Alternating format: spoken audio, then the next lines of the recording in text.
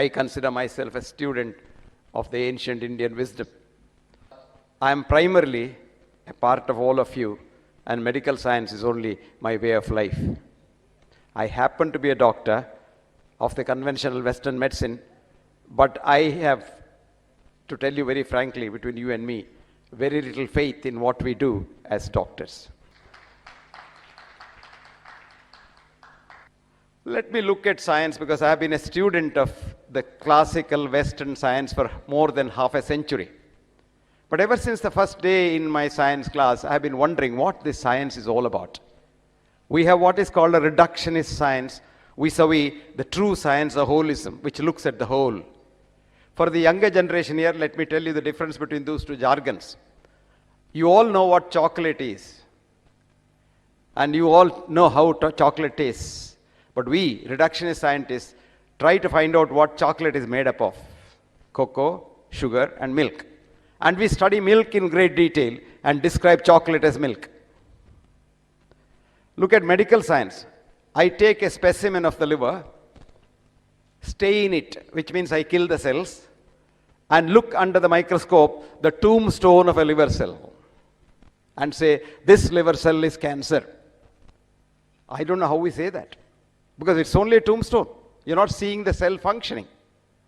But one of the greatest biologists who got the Nobel Prize and wrote a book called Introduction to Submolecular Biology, Albert Szent-Györgyi, said, I don't know what cancer is, because a cancer cell works exactly like a normal cell. And I don't know how people can try to kill a cancer without killing the normal cell. And that's exactly what I've been saying for the last 40 years. And I've been getting brickbats, and almost, people wanted to kill me. I almost lost my job for writing the truth.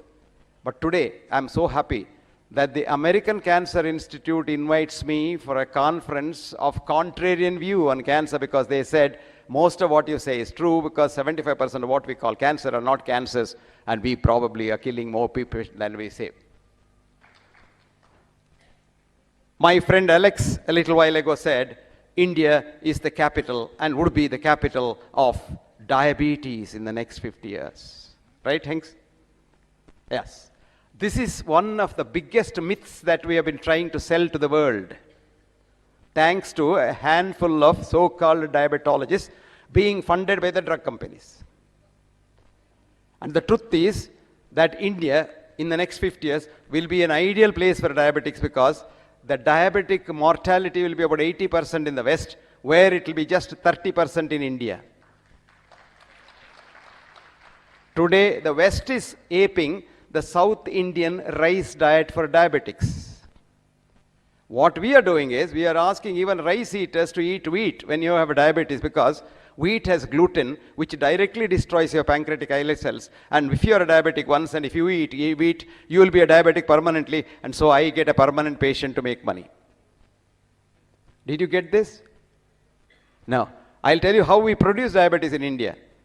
Most of you sitting here must have heard of a tablet called statin to lower your so-called cholesterol. I don't know what cholesterol is. 10% of people who start taking statins become diabetics within 6 months to 12 months. Which means, as far as my statistics at the moment tells me, 11 million people are on statins in India, which means 1.1 million diabetics we are producing every year. That will add to the so-called diabetic, what is called the epidemiology. I have written an article, and it was also an editorial in the Lancet, the leading medical journal. I said, epidemiologists cause epidemics. Supposing there are 2 cases of malaria in Ujjain, the paper will write, there's a malaria epidemic in Ujjain. If you read that, you get so frightened that your immune system gets completely suppressed, and malaria will catch you. So I have been struggling to tell the so-called health authorities all over the world, do not frighten the people, because fear is the key. Fear is the key that kills you, and the fear is put in by us. And ultimately what matters is our immune system. When Morarji Desai was drinking his own urine, the whole world was laughing at him. Whole world was laughing at him. Today, auto-urine therapy is scientifically proved to be a very powerful immune booster. We have hailed The germ theory, actually germs are not our enemies. Germs are our friends. Germs are us. In our body, in every human chromosome, while there are 23 to 25,000 genes which belong to us, our parents and our grandparents and our ancestors, 2.5 trillion genes belong to germs of all kinds in the world. If you look at nature, that's what Wordsworth wrote, little do we see in nature that is ours. You see a little kid, if you have a kid at home, when it starts crawling, it goes to the corner, picks up the dust and puts it in the mouth. This is vaccination of the best variety. It is eating the germs to create the immune strength in its body. Today what we have done, we have sterilized our home, we have sterilized our glass, our tumbler, everything, so that the child has not met with germs at all and has not had any vaccination which is given by nature. And even if that child goes out, like an American child coming to India for the first time and drinking from an Indian tumbler, the child will get severe gastroenteritis.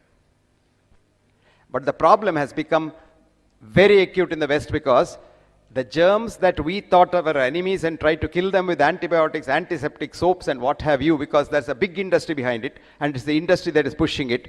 And what has happened is their immune system is so low that when they get admitted to the intensive care units of the hospitals, which today have become a route to go to heaven, and there's where patients are killed, irrespective of what you go there initially with, you get what is called a nosocomial infection. That's the infection which is acquired in the hospital, which invariably kills you.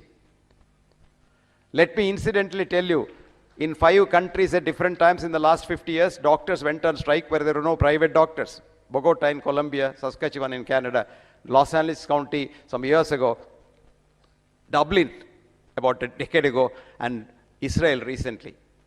And to cut the long story short, every time doctors went on strike from 3 months to 6 months, death rate fell down precipitously and disability almost disappeared. Only to come back and level again when the doctors came back to work. And in fact, in Israel recently, the government was forced to pay extra pay to the doctors to come back to work, and the bribing was done by the morticians because their coffins were not sold at all. Ayurveda, the ancient Indian wisdom, for all kinds, the Sanatana, no age, it's not no beginning, no end. This Sanatana wisdom also proclaimed that in the future, if you doctors go after money, you will do wrong things. Vaidhyarajo namastubhyam, I salute you. Yamaraja Sahodara, you are the brother of Yamaraja. But that's a compliment, because Yama follows Niyama. You know, in yoga is a Niyama. Yama treats everyone equally. Whether you are a dog or a king, he kills you identically. Whereas man treats the dog in a big way and the king in a big way and the dog in a very small way and look down upon it. No, Yama doesn't do that. So it's a compliment. But the second line is not a compliment. Yamastu harati pranan. Yama only takes life. Vaidhyo pranan dananicha. You take life and money both. And today's world, if in the Western world of what is called advanced science, if you fall ill, your whole life is destroyed. You're finished. All that you earned, all your life, to spoil your health is taken away by the hospitals to so-called re-give you your health, which they never will be able to give it. Because we have built around ourselves a system called health scare system. The father of modern medicine did warn us correctly. He said, cure rarely, comfort mostly, but console always. We take a Hippocratic oath when we pass to preserve life and to be fair to all concerned and treat my patient as God and to preserve life from conception to the end. But very quickly we become hypocrites because we start making money, and money destroys this world. Friends, our greatest enemy of mankind, and if you look at the history of mankind, up until money came on the scene, man had no illness whatsoever.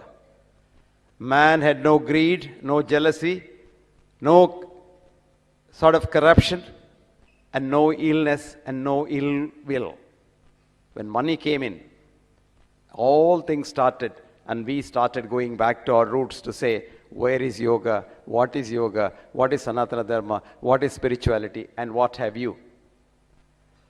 It was so beautifully put in the Western mind by a great poet, an English poet, a romantic poet, William Wordsworth. When in 1802, the first industrial revolution started in the West, he wrote a beautiful poem called The World is Too Much With Us. I'll give you one stanza. The world is too much with us, late and soon. Getting and spending, we seem to have lost our powers. Little do we see nature that is ours. We have sold our soul. I have added a little to that, to the devil, comma, a sordid boon, full stop.